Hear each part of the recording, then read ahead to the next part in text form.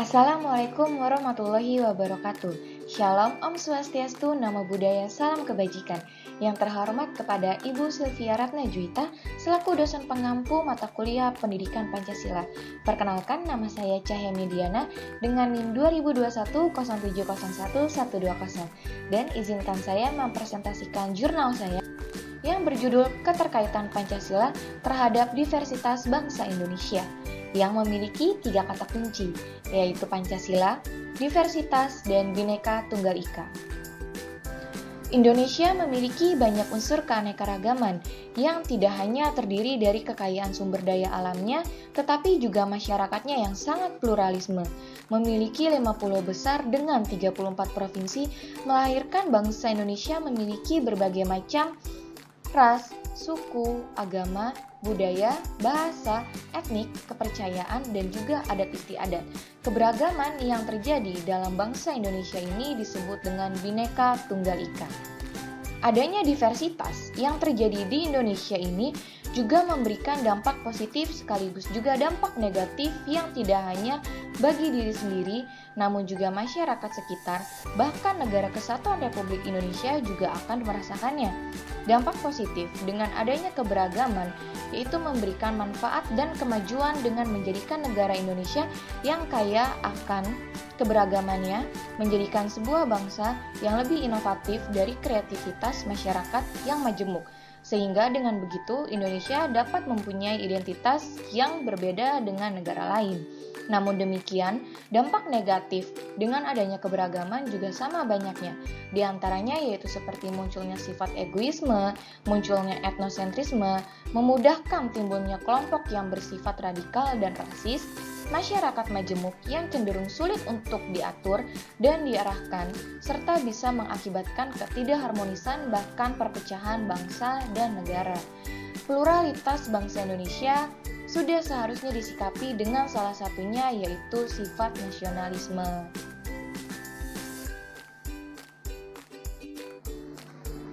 Pancasila adalah dasar ideologi negara Indonesia. Untuk menjadi warga negara Indonesia yang baik, perlu berpegang pada Undang-Undang Pancasila dan Undang-Undang Dasar 1945 yang menekankan pentingnya bertindak warga Indonesia secara baik. Tujuan ini sejalan dengan semboyan Bhinneka Tunggal Ika yang digunakan untuk menjunjung tinggi persatuan dan kesatuan bangsa Indonesia yang bebas dari konflik-konflik baru seperti rasisme dan diskriminasi. Metode penelitian. Metode penelitian studi ilmiah ini menggunakan studi literatur.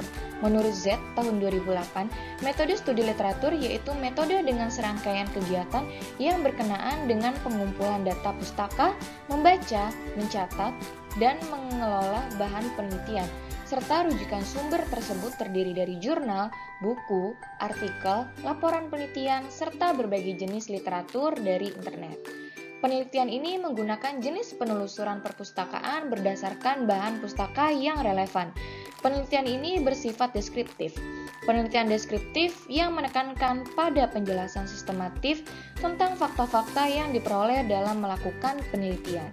Selanjutnya pembahasan, menurut data BPS pada tahun 2020 menunjukkan kenaikan jumlah penduduk Indonesia yang kini berjumlah sebanyak 270,20 juta jiwa penduduk menurut admin bps.go.id pada tahun 2021.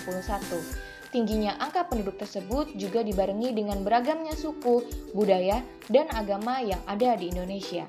Sehingga terdapat 5 faktor yang menjadikan Indonesia sebagai negara dengan diversitas sosiokulturalnya, yaitu yang pertama faktor sejarah, di mana Indonesia dengan kekayaan sumber daya alamnya membuat banyak negara asing untuk tertarik menjajah bangsa Indonesia.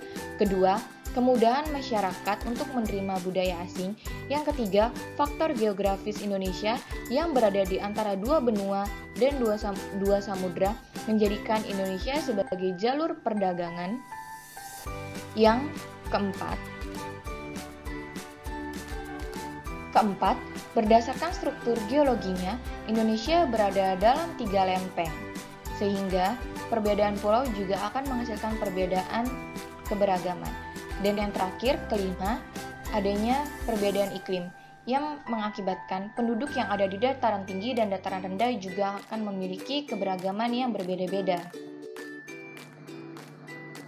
Sebagai sebuah negara, Indonesia memiliki ideologi negara sebagai visi kehidupan bangsa, yaitu Pancasila.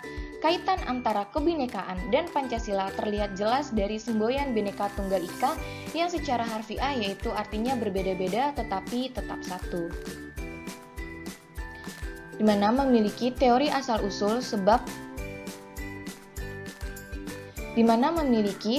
asal-usul Pancasila. Memiliki 4 teori, yaitu sebab-sebab materialistis, sebab-sebab formalistik, sebab-sebab efektif, dan sebab-sebab ultima.